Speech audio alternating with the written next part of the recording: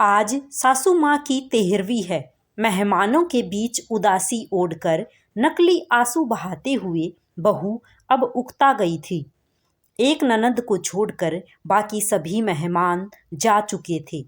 अब उसे इंतजार था सास की विरासत में छोड़ी हुई चीजें देखने का। उनकी अलमीरा में के चाबी की जानकारी केवल ननद मीना को ही थी। उसने सबके सामने अलमीरा खोली। सामने ही लॉकर की चाबी और एक कागज का पुर्जा पड़ा था। मीना ने माँ का लिखा हुआ संदेश पढ़ा। माँ ने अपने जेवर इकलौती पोती और बेटी के नाम किए थे। कैश रुपयों पर बेटे का अधिकार था।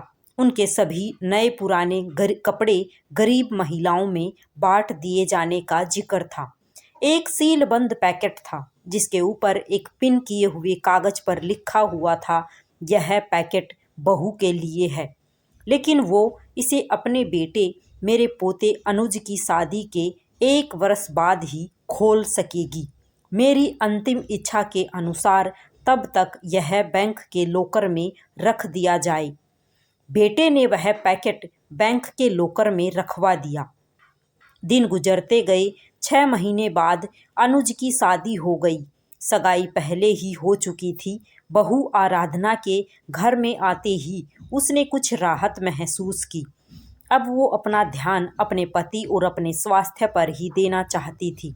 वह बात बात पर बहू को निर्देश देती, लेकिन आराधना उसके कहे को एक कान से सुनकर दूसरे से झटक देती।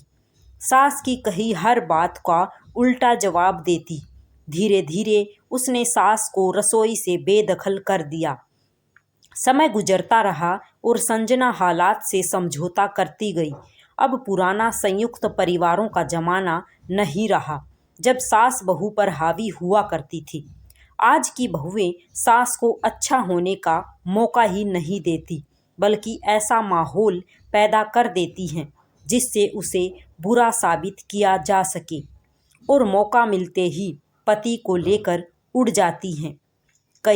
गई सदी के इतिहास के वे पन्ने जब सास बहू पर हावी हुआ करती थी, आज की बहुओं ने फाड़कर फेंक ही दिए हैं।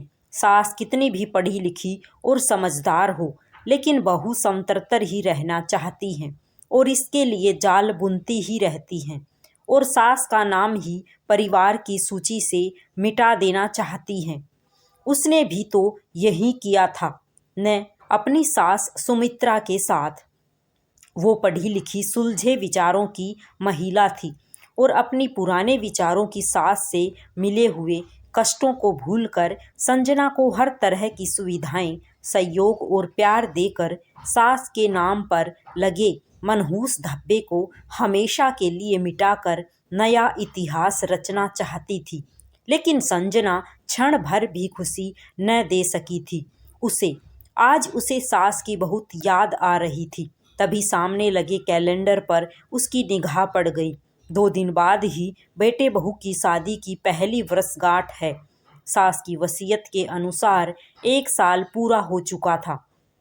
तीसरे दिन ही वो बैंक जाकर लॉकर से अपने नाम का पैकेट निकलवा कर ले आई।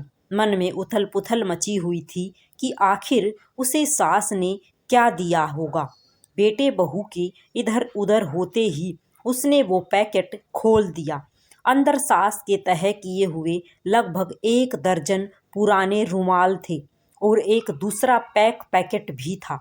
देखकर अचानक उसकी आंखें एक सवाल लिए सिकुड़ गई। साथ ही पिन किए हुए कागज पर लिखे शब्द पढ़ने लगी। बहू, ये वे रुमाल हैं जिनसे मैं बेटे का विवाह होने के 1 साल बाद से मृत्यु पर्यंत आंसू पोंछती रही। पढ़कर उसकी आंखों से अविरल आंसू बहने लगे। रोते रोते उसने दूसरा पैकेट खोला। उसमें उतने ही बिल्कुल नए रुमाल थे और वैसा ही कागज का टुकड़ा पिन किया हुआ था। उसे कहीं से सास की आवाज़ सुनाई दी, बहू, रो रही हो ना?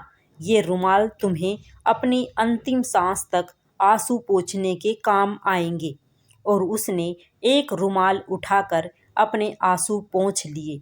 इसलिए कहते हैं जैसी करनी वैसी भरनी। बहू संजना को सब कुछ समझ आ चुका था और वो फूट फूट कर रोने लगी और अपने पुराने दिनों को याद करने लगी। करनी का फल हमें अवश्य भोगना पड़ता है, इसलिए हमेशा अच्छे कर्म करना चाहिए ताकि फल भी अच्छा ही मिले। राधे राधे सभी को। अगर कहानी पसंद आई हो तो चैनल को सब्सक्राइब अवश्य करें।